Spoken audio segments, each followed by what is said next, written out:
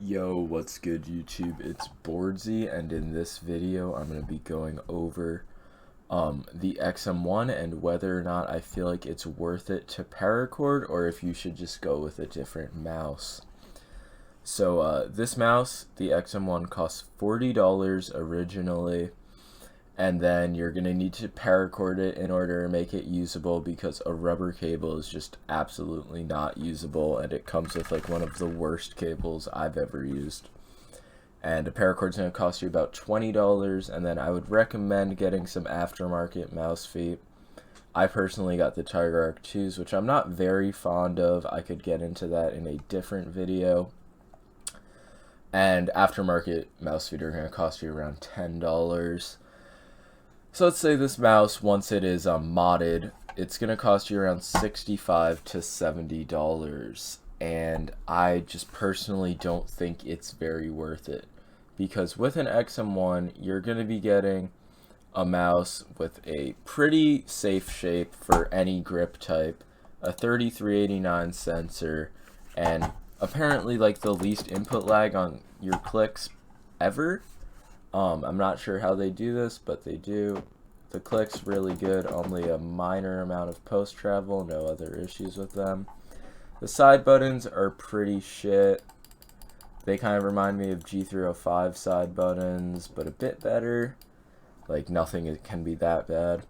And a decent scroll wheel, but it is a bit too short in my opinion. And it's also kind of far down on the mouse. I'm not very fond of it, but I guess if you main this mouse, you could get used to it. But the reason I don't think this mouse is worth it is because, well, one, this thing is a fucking sweat magnet. Like, I am not joking. If you use this mouse for 20 minutes, unless you have, like, the driest hands on earth, it is going to be fucking covered in sweat. I have, like, legit sweat stains on it. Like, I haven't used this mouse in, like, a week, aside from getting some gameplay to form my opinion on it once I got the paracord. And it just has sweat stains on it. It's like the surface, I don't know what type of matte coating they used, but it is awful. But yeah, that's my little rant about that. But the reason I don't think this is worth it is because for $65, you're going to be getting a mouse that's very usable and not awful. But I do not understand why anybody would get it over something like a hati, which has a much safer, or not much safer, but definitely a safer shape, better side buttons, better scroll wheel, and it has software so you can make macros or anything like that. While that isn't necessary, it's definitely a nice thing to have.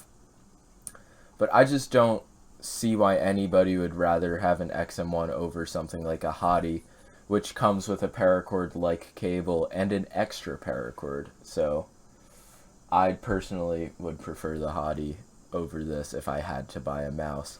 But that doesn't mean that this mouse is bad, especially with a paracord and better feet. It's a very good mouse, and I'm going to get into some gameplay so you guys can see that this mouse isn't bad by any means. I just don't think it's worth it when with other options available that basically are the same thing but better, and you don't even need to install a paracord.